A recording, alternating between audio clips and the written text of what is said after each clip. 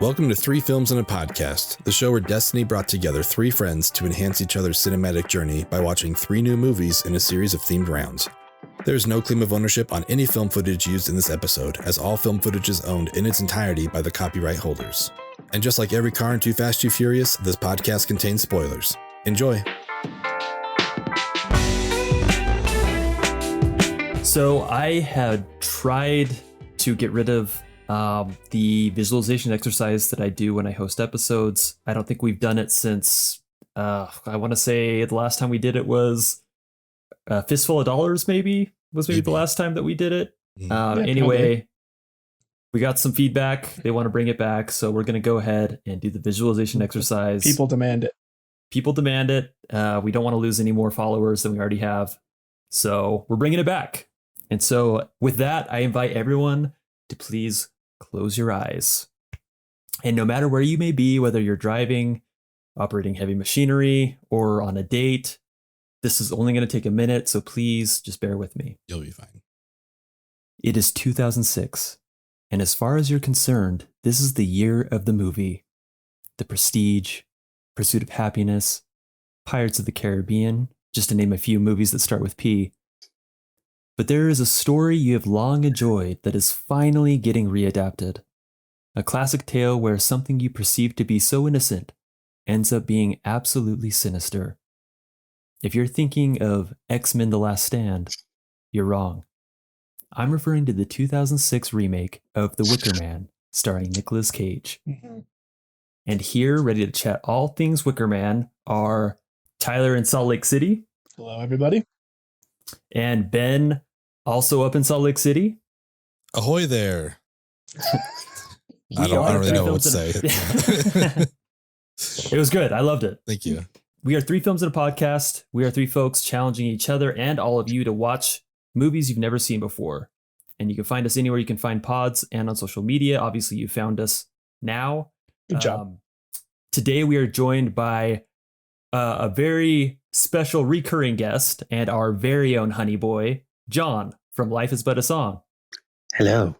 Welcome back, John. Tell us about your pod. So it's a musical-based podcast where we talk about musical movies and musical TV shows. It's a bi-weekly podcast, and find me anywhere at But a Song Pod. I also have another podcast called Movie Deja Vu, where it's a movie comparison podcast where my co-host Shady and I talk about movies that we think are similar in a verbal Venn diagram. Nice. And you can find us anywhere you're listening to this podcast. And you've had 2/3 of the pod on Life's But a Song. I've already had 2/3 of the pod on Life's But a Song, and hopefully we'll get all of you on in one episode. Hopefully. But we're going to complete the circle pretty soon here, which I'm excited about. Yeah. It's going to be fun. Future episode alert. Well, it's great to have you back on. Thanks for joining us again. And couldn't think of a better movie to have you back on for than The Wicker Man. I love Nicolas Cage. How can you not? A national treasure, if you will. I did too. When I was unemployed, thanks to the pandemic, I went through 37 out of his 100 movies at the time, and I lost my mind. Like that scene from Community when Abed studies Nic Cage? Yes. Abed, how much Nicolas Cage did you... Enough! I watched enough to find the answers. Because this is my reality. This is how I learned to be. And my being doesn't allow for Nicolas freaking Cage, okay? Oh, yeah. Oh, yeah. Oh. But like, I've seen The Wicker Man prior to that.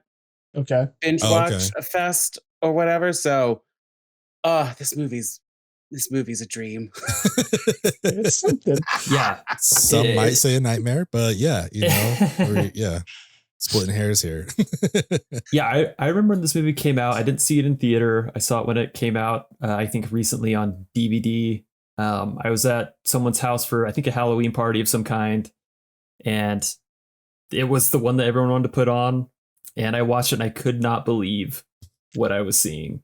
I would love if And there's a 4th of July party that you were at. It's like, yeah, they threw on Wicker Man. You know, we were there to celebrate America's independence. So that's what we were watching. But celebrating freedom of religion. yes, yeah, exactly. The 4th of July. Oh my God. But I think I revisited it maybe 10 years ago. And I think maybe that's when I saw the extended cut because I was missing some of the scenes that I had remembered. But I had revisited it maybe 10 years ago. But The Wicker Man's, it's a remake. For those of you who haven't seen this, the one from the 70s with Christopher Lee is much more well received. It's a much better movie. I personally haven't seen it. I should have done my homework and watched it before this one, but I didn't. It's dry but good. Okay. I like that. It's also more religiousist. I don't know if that's whatever the word is. It to is. Describe I again. know what you're going for there. Yeah. It's in the Tyler Beck dictionary for sure. We will add that in there. I'm going to add it to my lexicon for sure. Because like it's the main character who's not Christopher Lee. I forget that actor's name off the top of my head. He's a Christian from the mainland of England, and he's going to Wales or an island of Wales. I don't remember, but they're pagan and they're cultists and everything. And I believe it's also like one of the first like culty movies, cult horror movies. I want to check it out, man. I didn't know there was an original. I didn't know this was a remake, the one that we watched for this episode. And so when I was researching some things, I saw The Wicker Man popped up as like one of the best horror movies ever. And I was like, wait, what? And then it turns out it was the original and not the one we just watched. But I want to check it out, man. It seems interesting. You know what the movies? I liked the overall like idea behind The Wicker Man and the story of it. Like, there's things I like, so I want to see when they did it right. You know? Yeah. You know what the original movie doesn't have? Nicolas Cage and Ellen Burstyn with the half makeup. I was just gonna say, like, I kind of like that they gender swapped the Summer's Isle, like whoever was in charge.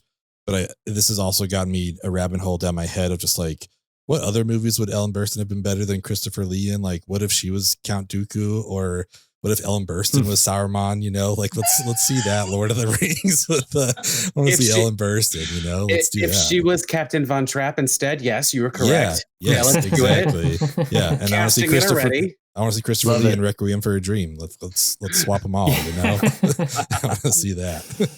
That's awesome. Well, yeah. So we're covering our movies so bad that they're scary, and some of these scenes in this movie you just simply can't unsee, and they'll always come to your mind.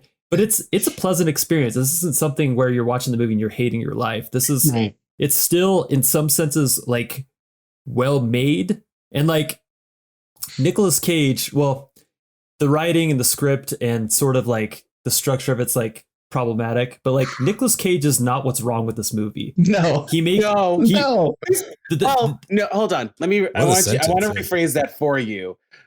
When he's caged Nicolas Cage, it's not good. When he's full blown wild batshit crazy Nicolas Cage, you know, unleashed, that's when it's amazing. Well, I feel like so this movie's funny, and every Nicolas Cage, all the Nicolas Cageisms are funny, but it's not funny because he's bad.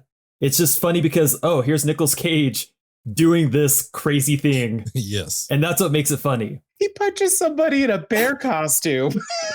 Punches three women in this movie. Oh, yeah. He all of them were hilarious. Sobieski, and like they fight.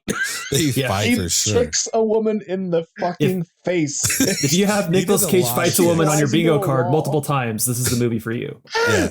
He did a lot of sweet chin music for these people here. He's really pulling the HBK. Yeah, Heartbreak Kid. I loved it. This movie is great. And I'm so sad that not a lot of people know about it. Yeah. Seriously. So I want to get into like where, I guess, so me and John obviously had already seen this. I'll ask John what his like personal experience is with this overall. But when it gets to Tyler and Ben, I want to hear why you haven't seen this movie, why it wasn't on your radar, or why you made the choice not to see it yet. But let's start with John. John, how did you encounter this movie? You know, I honestly don't remember. I have the DVD. I think I just bought it on a whim somewhere. Nice. And then I watched it, and then I became obsessed. And then it's like, and like the DVD I have is different than the which one is it that we watched?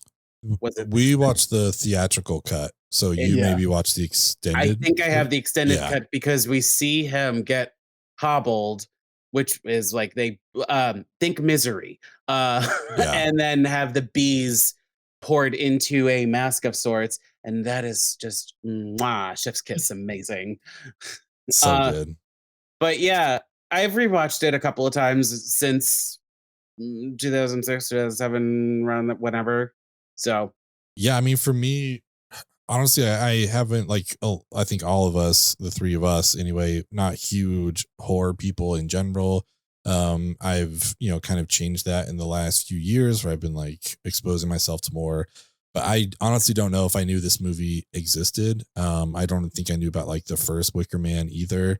I just knew we were talking about this earlier off the pod, but the one thing I knew about the movie wasn't even in the theatrical version. So like the whole movie, I kept waiting for not the bees, I was like, that's literally the only thing I knew about this. Oh, no, not the bees! Not the bees! Ah! Oh, my eyes! Eyes! Ah! Ah! And then the credits rolling is like, wait, did I miss it? Like I sat here for the whole thing. Like I watched it all, but I just didn't, I guess I totally missed it. So, but yes, it looks like it was probably on the extended version. So I didn't know about it. Like, I think I love Nicolas Cage kind of just like everyone else does. Like when he's unleashed, he's a lot of fun. And like we all said, like he's not the problem with this movie at all. So, I don't know. I enjoyed watching it. I'm glad we finally got around to it, but I think I want to go back and watch the original now because I'm very curious to see what a well done version or like a hinged version of the story would actually look like. But yeah. I'm going to interject real quick before you go. Yeah, no worries. So we had the conversation before we started this. Ben asked, do we do the theatrical version? Do we do the extended version? And my biggest worry in which I chose was that I would choose one that wasn't the one that I had seen, and therefore they'd have a different experience than I had with it. And so I did a little bit of a Google research, and based off of what I found, my hesitancy with the extended cut was I didn't want them to like fix things. Like, oh, this was weird. Now we fixed it. And now Ben and Tyler get a less weird version. So that was my worry. And I looked into it and I saw that, okay, the theatrical version has this weird James Franco scene at the end. And the extended cut just seems like it prolonged the sacrificial scene. And so I was convinced that the theatrical version was the only version I had seen. But now as we're hearing about the bees thing, I thought the bees thing was in the theatrical version. And so now I'm sure that I saw, at least 10 years ago, I probably saw the theatrical version or the extended version. Now I feel bad that I chose the theatrical version for this viewing. Anyway, go ahead, Tyler. Well, I mean, I was actually kind of happy because like, I think most people that have any exposure to this movie, they know about the bee scene. Like you see it on Reddit or on Twitter. You see that all the time. It seems insane. And I won't lie. I was a little bummed that I didn't get to see it, even though I've already seen it, but I wanted to see it in the full context. Mm-hmm. But even having said that, I was kind of glad that I saw, I guess, a different version of the ending. I liked how we could just hear what was happening to him, because he's going full Cage in his reactions. No, my leg. Like he's specifically calling out the things they're doing. You're hitting my leg with a hammer. Or, I was like how it rolls the credits with like his yell. It's like how many Nicolas Cage movies can end like that, where you just hear like a last cry. I mean, he's clearly doing it for the visually impaired. Yeah, it's perfect. And it's He's describing what the sounds that they're hearing and everything. Right. Oh, my beamer. It sounded a lot like when in Austin Powers when they drop Will Ferrell down and he's like not dead and he's like, why did you just shot me? Why did you just shoot me? It's just like right. If somebody can open the retrieval hatch down here, I could get out. See, I designed this device myself. Oh, hi. Good. I'm glad you found me. Listen, I'm very badly burned, so if you could just... You shot me! Okay, moving on. You shot me right in the arm! Why did...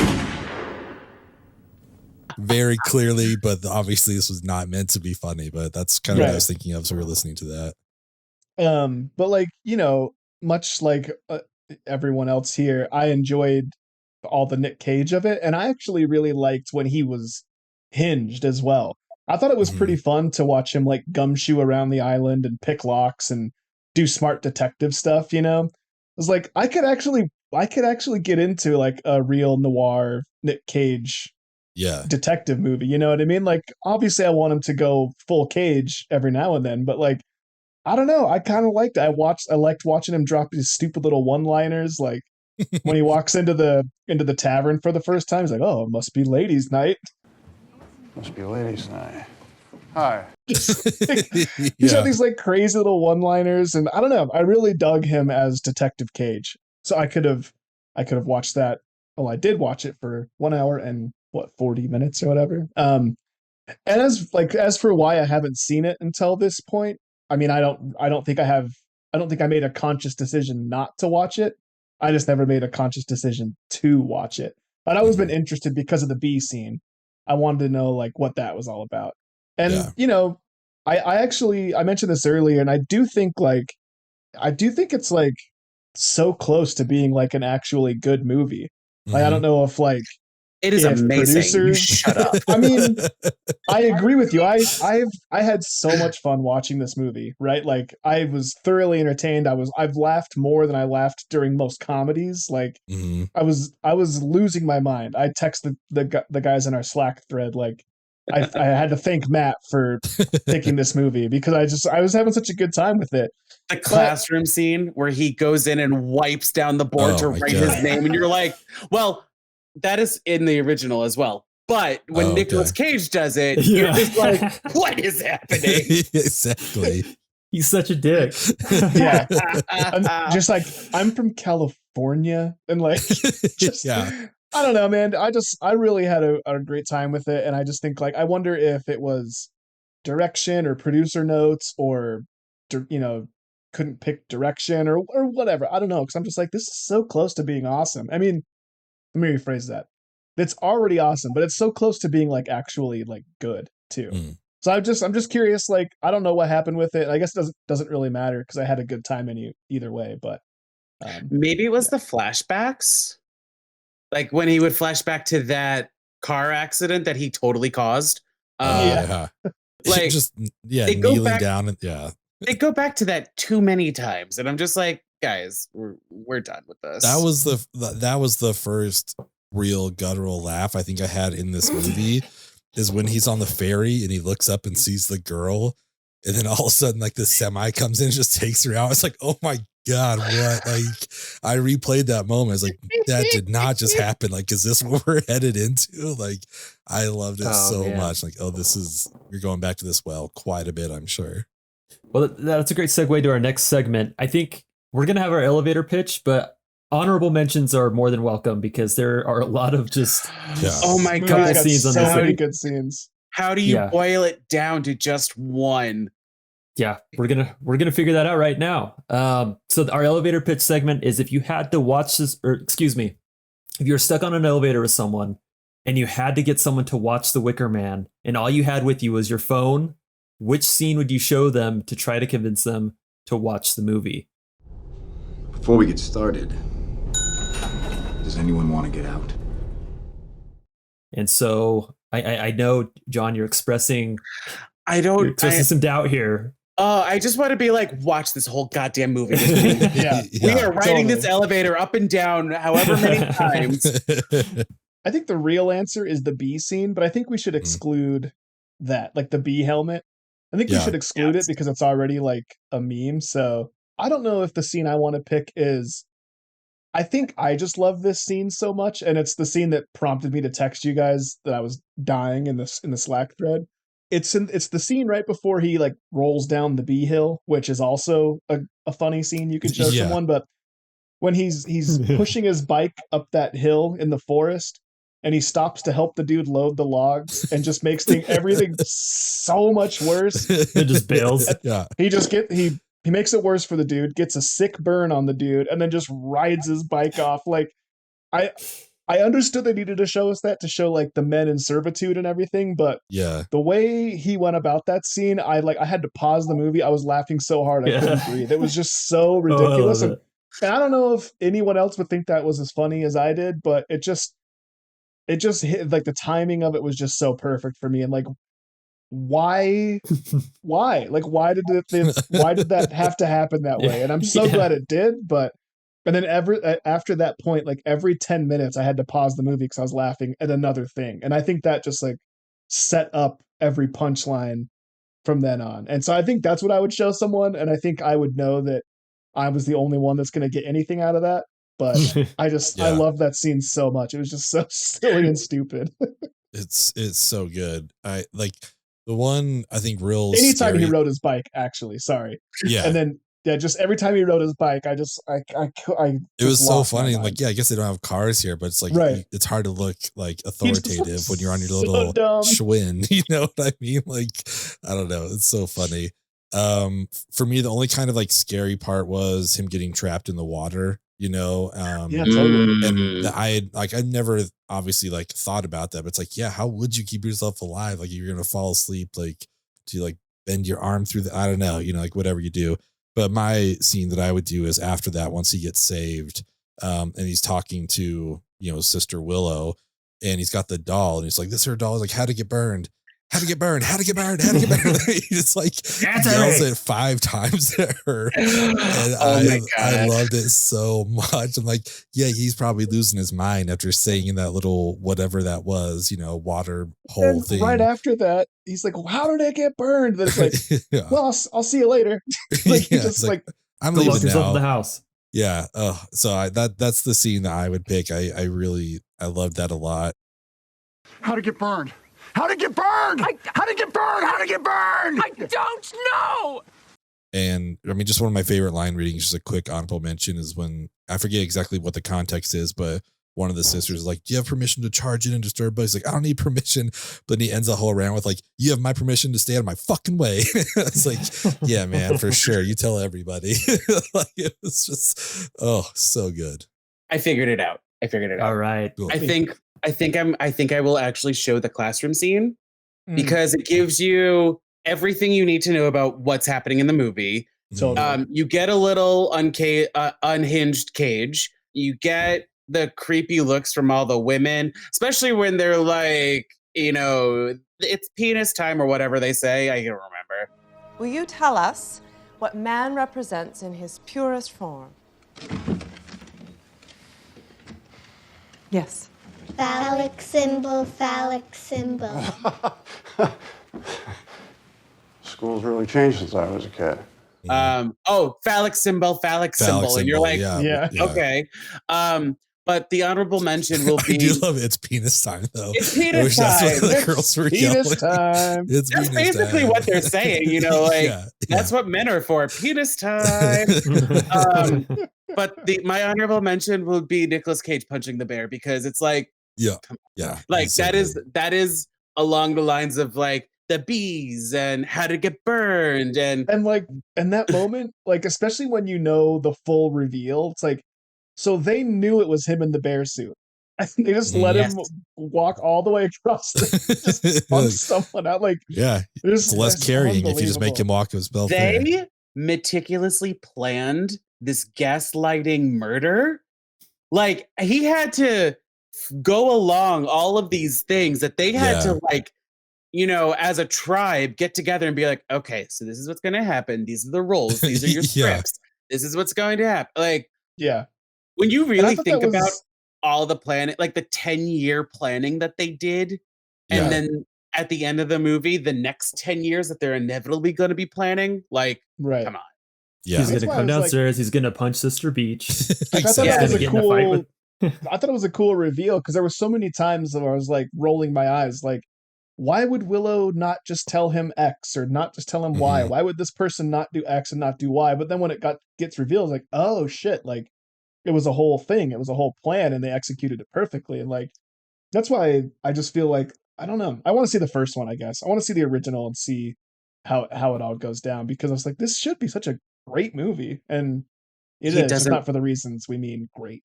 He doesn't punch somebody in a bear costume in the first movie. I'm so sorry to I'm out. Spoiler. I'm out. Spoiler alert.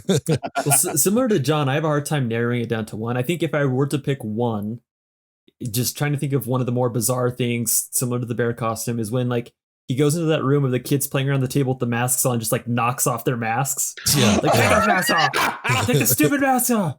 He's like screaming at these kids. I'm like, this would get me to watch a movie immediately. Mm-hmm. Nic Cage torturing kids.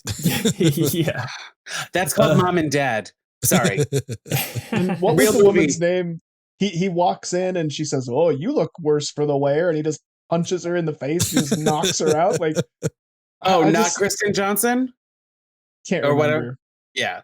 I don't remember the other names, but there was just so many moments like that. Like, I thought I was gonna have an aneurysm. I was laughing so hard. Well, then he gets that girl off the bike at gunpoint. Like, get off the bike!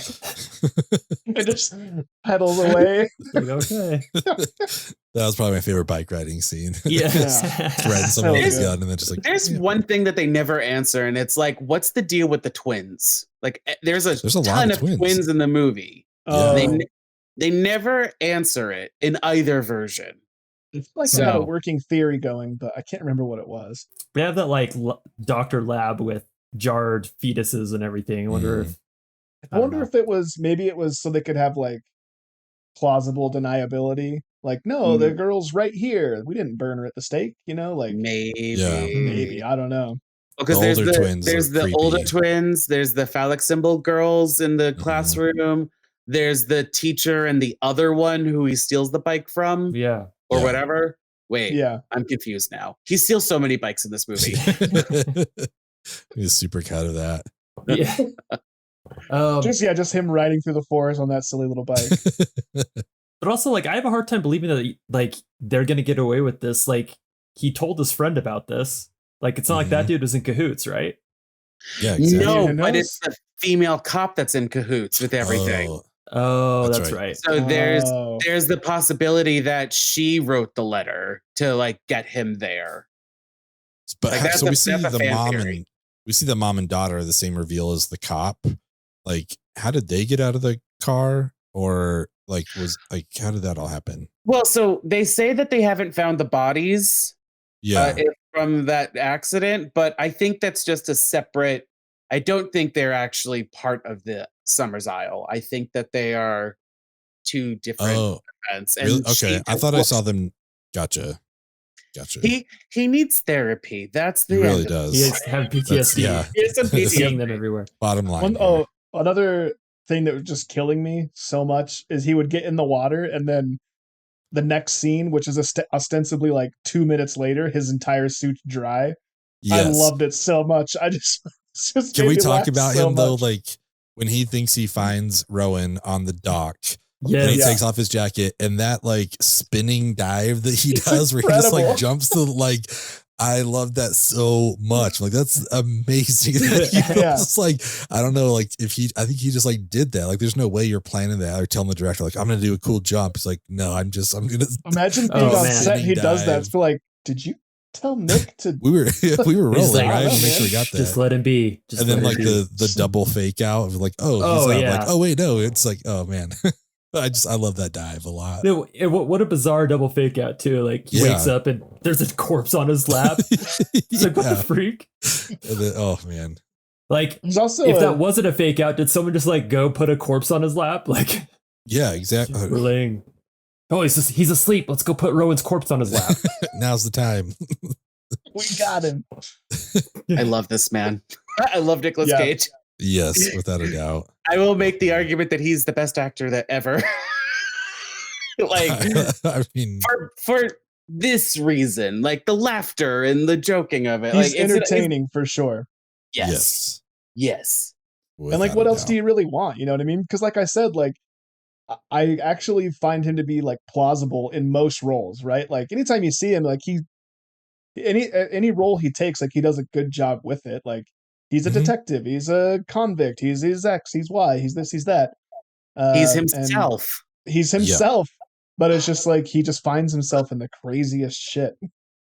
No one else could do Face Off. Like he has to be one of the It had to people be in him there. and John Travolta. It couldn't be like anyone else. It was the perfect mix. I mean, I feel like I'm on the outs on this for most people. I don't love Raising Arizona or Moonstruck, but I feel like those are very popular Nic Cage performances. I don't know. I mean, I know people love him. He's Nic Cage, national treasure. Unbearable Weight. Come on. Yes, that was amazing. I don't know how many times I was forced to listen to the City of Angels soundtrack in middle school, but I do remember that movie as well. Wally's Wonderland. Like, I could go on. I've seen so many. My favorite's actually probably Gone in 60 Seconds. I think he's like great for that role, especially that last like hype up when he's like getting himself going with War playing in the background. I was like, that's what I think about when I think of Nic Cage. It's him like, let's roll. Like that's the Nic Cage for me. I love it. Yeah.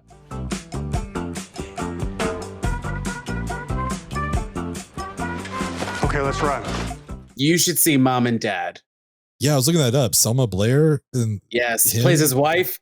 And then somehow all the parents in this town are trying to kill their kids. It's amazing. It looks so cool. Yeah. A teenage girl and her younger brother must survive a wild 24 hours during which a mass hysteria of unknown origin causes parents to turn violently on their own kids. So it's the purge for parents, like, which is great. It's also kind of like a zombie movie without zombies. Nice. Okay. Yeah. This is another example. Like, I've never heard of this before. You just mentioned it, and I'm on his IMDb. And I'm like, what the fuck is 211? What is like? I don't know half of these movies. Which is the dude likes to work. Yeah, he does. Well, he had to work for a while because he was in so much debt, so he he couldn't say no. But what was the movie? There was a movie, I can't remember what the name of it was, where he hooks up with this woman who spirit ends up going into her daughter, who he has no ties to, and the daughter then tries seducing him.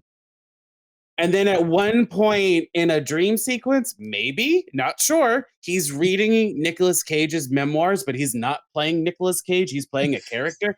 It is bananas. I loved it. I just can't remember the name of the movie. If you know, please tell us. Put it in the comments because I want to know what that movie is.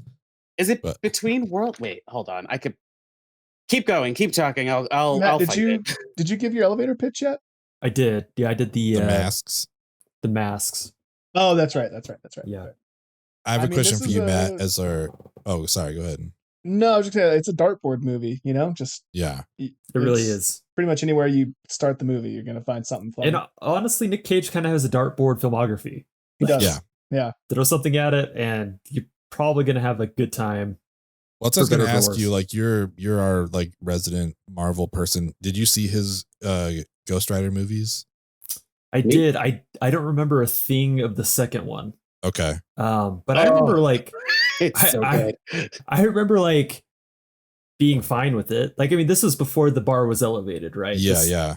I think it came out not long after Daredevil, the Ben Affleck Daredevil. And so it's like weird as down to see these characters brought to the big screen. I'd be interested to go back and watch it now. Yeah. But I remember being fine with it. Like, yeah. He had an interesting 3-film run here. Wicker Man. Before this was World Trade Center, and then after this was Ghost Rider. So that's an interesting like run of movies there. World Trade Center, Wicker Man, Ghost Rider.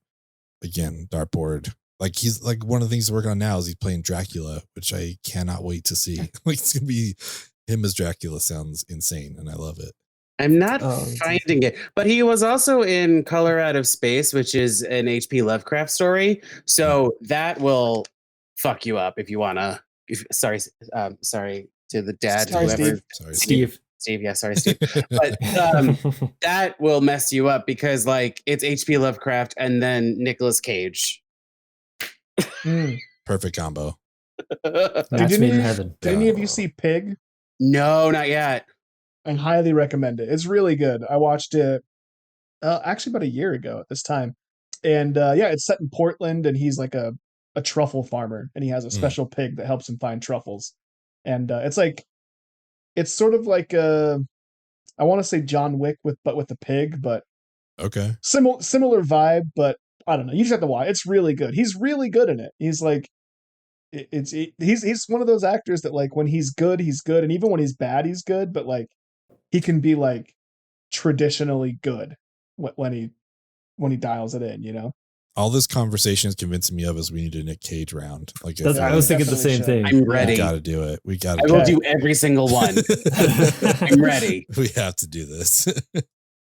No, that'd be great. There's a lot of like Nic Cage movies that I'm dying to see, and not because I think his performance is going to be funny or over the top or anything. Like, Wild at Heart has been on my to watch list with the Laura Dern. Yeah, for sure. Well, he was in Honeymoon in Vegas, right? Yes, I believe so. Yeah. So yeah, there's some. He's had such a long career too. It's got a lot. He was also in crap. I just saw it too. The Sorcerer's Apprentice, I believe. Oh yeah. That's right. I forget. Yeah. And like obviously he was. We got the noir detective side of him in Spider-Man Into the Spider-Verse. So good. Like he's done a lot of commercial stuff and then a lot of stuff that you're just like, I've never heard of this movie before. Mm-hmm. He was great in Kick-Ass. Oh, he was great in Kick-Ass. Good. He was perfect I didn't in that. realize he was a Coppola. Yeah. Yes. Yeah. Yes. And that is how he got to fame. I was gonna say it makes sense, but I just like Francis Ford Coppola's nephew. I want to say so. Yeah. That's one thing about Hollywood and everything that it's almost disappointing. Just like every time I look at an actor, it's like, oh, their great uncle was whoever. It's like Martin Scorsese. Even when they're great. Even when they deserve it, it's just like, of course, man. Like without a doubt. Yeah. He was in Rumblefish, was one of his first movies, and that was a Francis Ford Coppola movie. So it's all who you know, right? Yep. It's all who you know, man. I was originally going to do a Rushmore Mountain on like crazy Nic Cage roles, but I feel like we'd have a similar thing as our elevator pitch, where it's like how do you really pick one? So I feel like we just kind of did that without meaning to, too. Yeah, like, exactly. We just kind of gave them. Vampires Kiss Everyone. You need to watch it. Haven't seen it yet. I need to add that to the top of my list. So we decided to go with a Rushmore for cult movies, and not cult classic movies, but movies that actually involve cults in their plots. These are OR scrubs. Oh, are they? And John, what cult movie are you picking? I'm picking the original 1973, The Wicker Man, because we should know where this movie came from, basically. Well, it's the Citizen Kane of horror movies, right? It is the Citizen Kane of horror movies. According to one write-up online I found. I don't know. I feel like though, like, I mean, this one, the Nicolas Cage one, like, it's supposed to be a thriller, suspenseful, and all this, but because it's batshit crazy stuff that happens, like, we laugh at it. The original one, though, has suspense. It builds tension, and Christopher Lee is amazing. I'm sure he is. Yeah, he's a scary guy. Yeah. And like, it's a little. They changed a lot about it, so it's not that he's looking for his daughter; he's looking for a missing girl, and that's why he's going to the island. And like, the one thing that kind of threw me off is that in the Nicolas Cage one, the island is right off of not Seattle, that's the city of Washington State. Like it's right off where I'm like, I don't know what's there. Sure, totally. But like I believe that where this one is, it's like right off another island off of England. So Gotcha. It made sense in a way. I did like that people kept calling him out, like, you're out of your jurisdiction, man. He's like, I'm a cop. It's like, yeah, you're a California cop. Like, you're in Washington right now. He's like, just shut up. Look, we're not listening. I don't care. From California. That was another thing that made me laugh is he gets there and he's like, I'm a cop. They're like, what does that mean? But then when he says, I'm a cop in California, well, you're out of your jurisdiction. It's like, well, which is it? Do you know what cops are? Or do you like... Oh, they know the law. I love when he's in the tavern. He's drinking the mead, and then he stops. He's like, just so everyone knows, I'm a cop here. And I'm going to interview all of you. It's like, what prompted him to just decide to do that right then? Oh, man. And I like his whatever early Google search for Summer's Isle. Like he knew to look up bee products, whatever. But then he's there drinking the bee and he just like smashes it. It's like, you're on an island where all these people's money comes from bees. And you're just like, nope, I'm just kill And this also, thing. do any of you kill bees? Don't you just let them go outside? I don't think I've ever killed a bee in my life. Maybe as a kid, sure I wanted to. I thought that was insane. Like, you just open the window and they just go outside. That's fine. Yeah, you just have to know not to flail around them when they come to you, because then they will sting you because you were perceived as a threat. Yeah. I was a message from John. Yeah. The more you know. PSA. It was kind of funny for him just to bring 2 EpiPens. Like he has no idea how long he's going to be there, and he's going to an island full of bees. Well, like, 2 should he be didn't good. bring I'll any be fine. luggage. He didn't bring a cell phone charger. He didn't bring any more than 2 EpiPens. He might have had his wallet, I guess, but like maybe, yeah. And his gun and badge, and you're like, okay, that's it. Real in and out job. Oh boy, Tyler, what would be your Rushmore pick for a cult movie? So I went with the first thing that came to my mind, and then I went and looked at some lists, and it turns out it's like the only one I've seen on any of these lists. Like Ben mentioned, I'm not much of a horror guy. There is some stuff that I've seen, but I haven't seen a lot. So a lot of the stuff that was on the list, I don't really remember that well, or I haven't seen it. But Eyes Wide Shut came to my mind immediately when I read the prompt. And so I do really like the movie. I don't know if it's my favorite Kubrick movie, but I really do like it. It's got Tom Cruise. The podcast seems to be like surprisingly obsessed with Tom Cruise lately. So Indeed. it fits the theme recently. And so yeah, I'll go with Eyes Wide Shut. Nice. We know you're a real Barry Lyndon head. We know that's where your Kubrick is. Yeah, that's right. Give me Barry I mean, Lyndon. just that, what was the aperture lens they made? Like, I don't know, a 0.8 aperture or something like that. Yeah, something crazy. I don't know. I love that. I went with a kind of a cheat here, a little bit of a double feature for Ari Aster. My pick, the first thing I thought of was Midsommar. That's my favorite of the 2, but Hereditary I think also just needs to be mentioned. That's like, they're both very cult heavy in different ways, and they're both creepy and like, I don't know. It's weird. Like Midsommar is more like a comfort creepy film. Hereditary is fucking super gnarly. I can't that's just like, it's way too much. So that's it's like might be like the better movie, which is fine. I respect people who think that, but for me, I would rather watch Midsommar. But either one of those, you can't go wrong. If you want to just be in for a really rough night, throw those on back to back. And yeah, I don't know. It's a gnarly double feature, but I think both of those movies are great. So if I had to pick one, I'd go with Midsommar, but I think they're both worth talking about. Well, yes. I've never seen Midsommar, but when I said that Eyes Wide Shut came to my mind first, Midsommar came to mind first, but I've never seen it. I think I started watching it once. I watched the first 15, 20 minutes, and I was into it, but I turned it off for some reason. But so I agree. Midsommar, all 15 minutes I saw of it. It's a trip after that 15 minute mark.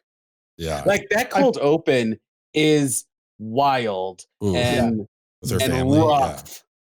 But and then when you get to Sweden, you're like, what is happening? Yes. And I feel like Midsommar is a good example of a horror movie that I am interested in watching because I trust it. You know what I mean? Like I just I don't love cheap scares and cheap gore and all that stuff. That's why I like Jordan Peele movies. You know, they're all scary and creepy, but I trust him as a filmmaker. Like I'm going to see something interesting and cool.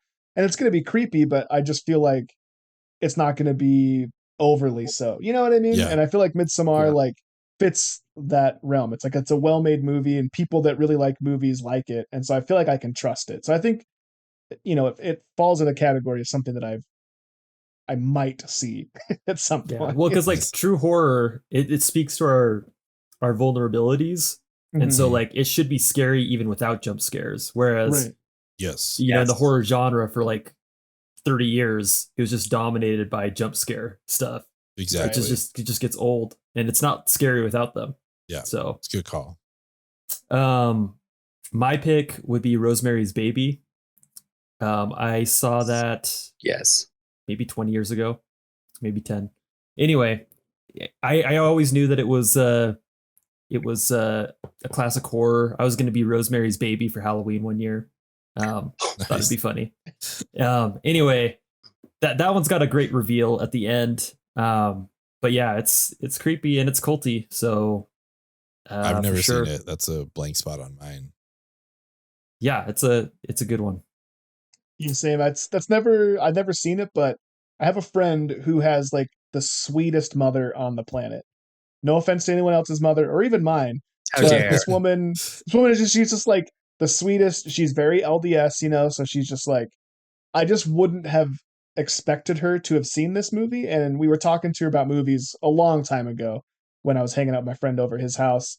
She's like, what movie you guys should watch? You should watch Rosemary's Baby. It's what the That's fuck? crazy. I couldn't believe that A, she had seen it, or B, that she was recommending it, and that C, she liked it. Like it was sort of like an alignment to my own like prejudices. Yeah. I mean? I was like, oh shit, people can be more than one thing. It was kind of an interesting lesson to learn, when I was a younger boy. But ever since then, Rosemary's Baby's always like stuck out in my head, and it's always been attached to this like very sweet, loving, kind, surprisingly, as it should be. Yes. Can I throw a second suggestion for this while we're, of course, The Omen, the original though, not the Julia Stiles 2006 remake. Oh. The original, where it's about Damien, the spawn of Satan. Mm-hmm. And there is like, again, another religious cult around it. The scene that comes to mind is when somebody commits suicide. I'm not saying who, because I don't want to spoil it. So boy. in case nobody has seen it, I don't want to ruin it, because it is, you don't see it coming until it happens. Like, okay. Yeah. So it's another good one, I think. Gregory Peck. Yeah. Directed by It's Richard been a while Donner. since I've seen it, so I don't know how well it stands the test of time and all that, but like, Richard Donner knows what he's doing. Superman and Lethal Weapon and Scrooged, something we've covered on here before. Yep. I love it. Scrooged. And of course, the Goonies are good enough. Cyndi Lauper video, most importantly. I love that most video. importantly. Not the Goonies movie, which he also did, but just the music video. Yes. That's the most important thing. Yeah, well, I think that's a great addition to this.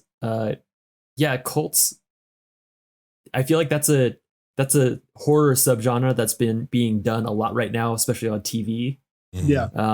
There is something just like scary about, you don't know who's in, you don't know who's out, you don't know who you can trust, and you're like stuck within a system that is like pretty terrifying. So yeah, I can see why it's popular right now. But it's also religious persecution, because like a lot of the cult movies are about somebody who's Christian going against somebody who's not, mostly culty pagan. Mm-hmm. So you're like, okay, why are we demonizing pagans again? Like, yeah, they're peaceful creatures. This one was interesting, this movie, because I think really got in Nic Cage's head when Willow was like, don't trust anybody here. So like, oh, okay. So she knows she's like in a cult, but this is like a safe space for her right now. But he's telling her like, or she's telling him like, don't trust anybody. And then with the reveal at the end, it's like, oh, she was in on it the whole time, and she's also aware that she's in a cult. So, but she's okay with it. Like that was kind of nuts. That may have also been part of her script to do, because you realize this has been a whole charade. Charade? Yeah. Right. I don't know. Let's go with charade. Both. And so like, it could have been that she's trying to put doubt into his head about like, no, nothing's right. Don't shh. Just keep going. Yeah. Keep digging. Yeah. It creates trust. Yeah. At least with her. Yeah, that's a good point. Is there anything anyone else wants to say or mention about this movie before we close? Everyone needs to watch it. Yes. Yeah, it's well worth your time. Like, despite how bad it looks, and you'll see that it has like a 3-star rating on IMDb and 15% on Rotten Tomatoes, all that stuff, like, I promise you'll have a good time watching this movie. It's so much fun. Like, go in with the right expectations, right? Like, just know it's going to be silly. Nic Cage is going to be doing a whole lot, but it's fun. It doesn't really drag, and it's worth your time. Like I've seen it. I think I've only seen it alone, not with a group of people, which sounds very depressing and sad for me. But I think though this is more enjoyable with friends. Yeah. Like watch it by yourself, cool, live your life, everyone. I'm not telling you what to do, but like if you want to enjoy the experience more, get a group of friends together. It's spooky season, maybe you're in costume, whatever. Like that was definitely our experience with The Room, I think, for sure. It's a lot better in a group setting, without a doubt. The Room is amazing. And I saw that you guys also did Tom Cruise's The Mummy. Where I saw that one by myself in theaters, and I was so upset because I wanted to high five people the whole time. It was so bad. It's been a solid round. I've loved it. That's been great. Yeah. It's nice to watch stuff where it's like you don't really have to dissect it so much. You can just be like, yeah, it's just kind of fun. I gotta say something smart about this when we talk. It's like, no, this is Tom Cruise in The Mummy. This is fine. For sure. Oh man. Well, yeah, this is a great movie to cover. This has been a really fun round. Thank you so much for joining us again, John. Thank you for having me. I think I'm bullied to come on this time, but like whatever. Love it. Yeah. Anytime. So stoked. Before we close, do you want to give listeners another chance to hear where you're from, where they can find you? I'm from New York. Oh wait. So you can listen to both of my podcasts, Movie Deja Vu and Life's But a Song, which I believe I sent you guys links at some point. Do you want me to send them again? Maybe they're yeah, I think I still have them, but yeah, we'll get them again. Great. There's somewhere around description. I'm pointing around. I don't know what aspect of video you'll be using. Yeah, so follow the links to both of them. Thank you. Awesome. Thank you, and we will catch you next time. See ya. Okay, bye.